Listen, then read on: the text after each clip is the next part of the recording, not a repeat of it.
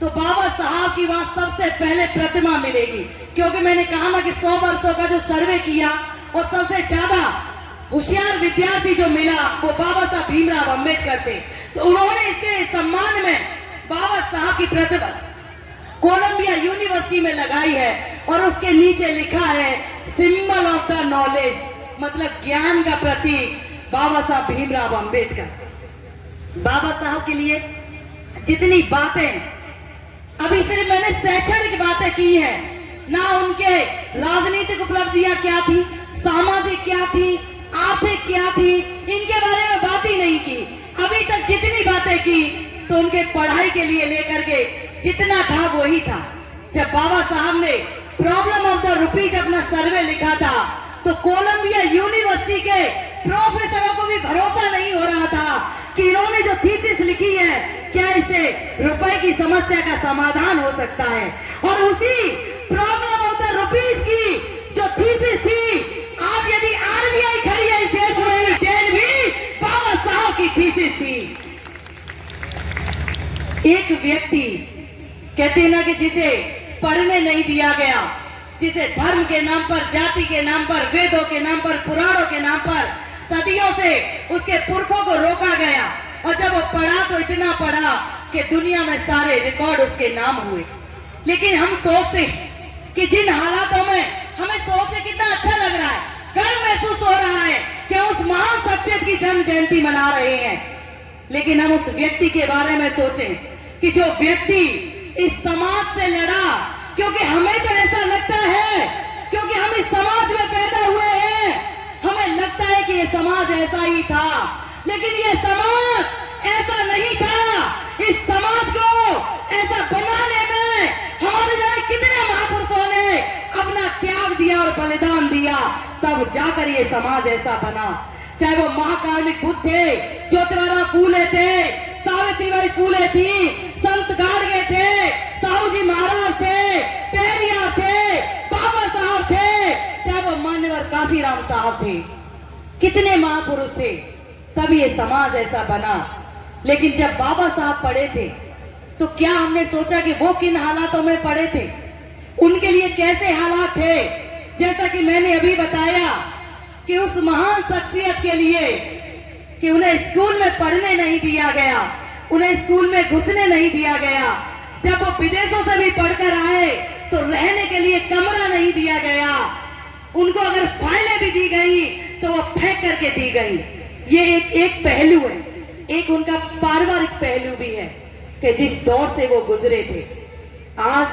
हमारे ऊपर कर्ज है बाबा साहब भीमराव अंबेडकर का, आज हमारे ऊपर कर्ज है बाबा साहब की 4-4 संतानों का। मैं जरा बाबा साहब के पारिवारिक स्थिति के बारे में कि बाबा साहब यहाँ तक जो इस कारवां को लेकर आए वो किन हालातों से गुजरे थे, कि जब बाबा साहब विदेश गए थे, एक कहानी बता देती हूँ कि तो उनके जो 3-3, 4-4 बच्चे जो इस देश के लिए कुर्बान हुए, इस समाज के लिए जो कुर्बान हुए, महिलाओं के लिए जो कुर्बान हुए, कि जब बाबा साहब विदेश गए,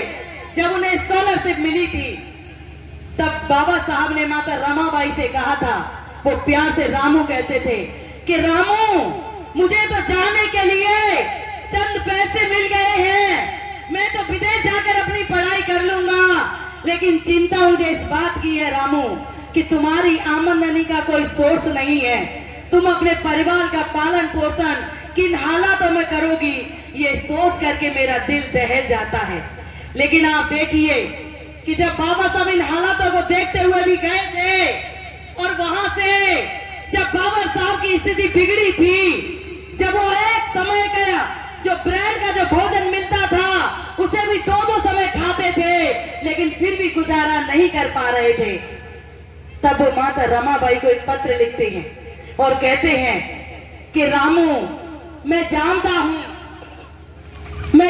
हूं कि तुम्हारी आय का कोई स्रोत नहीं है, परिवार तुम्हारे ऊपर है, लेकिन मैं भी यहाँ विदेश में ज्यादा सुकून से नहीं हूँ, मेरे भी हालात खराब हैं। मैं जानता हूँ कि तुम्हारे पास पैसों का अभाव है, लेकिन मैं फिर भी विनती करता हूँ कि यदि तुम्हारे पास कुछ पैसे हो तो मुझे भिजवा देना, जिससे मैं अपनी पढ़ाई पूरी कर सकूं। हम सबके पास औलाद है, हम माताएं बैठी हैं, हम समझ सकती है कि औलाद का दर्द क्या होता है, हमें औलाद से कितना प्यार होता है। हम साधारण महिलाएं हैं और हम रमा जैसा डिसीजन नहीं ले सकती हैं। रमा ने उन हालातों में, जब पत्र आया था, तब रमा की जो बेटी थी इंदु, वो बीमार थी और रमाबाई अंबेडकर इस सोच में पड़ गई कि यदि मैं बाबा साहब को पैसे भेजती हूँ तो बेटी का जीवन नहीं बचा पाऊंगी, और यदि बेटी का जीवन बचाती हूँ तो बाबा साहब की पढ़ाई पूरी नहीं हो पाएगी। यदि हम जैसी साधारण महिलाएं होती तो हम अपनी बेटी को बचा लेती, लेकिन क्योंकि वो साधारण नहीं थी इसीलिए हम आज याद कर रहे हैं उनको। उन्होंने अपनी बेटी के जीवन को नहीं चुना, बल्कि उन्होंने बाबा साहब की पढ़ाई को चुना। मैं यदि आज आपसे कहती हूँ कि इस समाज पर कर्ज है उस हिंदू का, यदि आज मैं यहाँ बोल रही हूँ तो मुझ पर कर्ज है उस बाबा साहब की बेटी का, जो इस समाज के लिए, समाज की बेटियों के लिए अपना बलिदान देकर गई और बाबा साहब अपनी पढ़ाई पूरी कर आए। गंगाधर की कहानी, उनके बच्चे जिस दरिद्र की, उनका बेटा गंगाधर, जब बाबा साहब विदेश से पढ़कर आ गए तब गंगाधर की भी तबीयत खराब हुई और उनका बेटा गंगाधर भी दुनिया से चला गया। मैं शॉर्ट करके बातों को कर देती हूँ खत्म, कि जब गंगाधर इस दुनिया से गया और जब बाबा साहब विदेश से पढ़कर आए, मतलब दुनिया का सबसे ज्यादा पढ़ा लिखा व्यक्ति, विदेश से पढ़कर आने वाला व्यक्ति, इकोनॉमिक्स में पीएचडी करने वाला व्यक्ति कोई था तो वो बाबा साहब भीमराव अंबेडकर थे। और उस व्यक्ति की स्थिति कैसी थी कि जब गंगाधर की मृत्यु हो गई तो लोगों ने बाबा साहब की तरफ देखा और कहा कि साहब जरा कफन के लिए पैसे दे दीजिए, जिससे बच्चे का अंतिम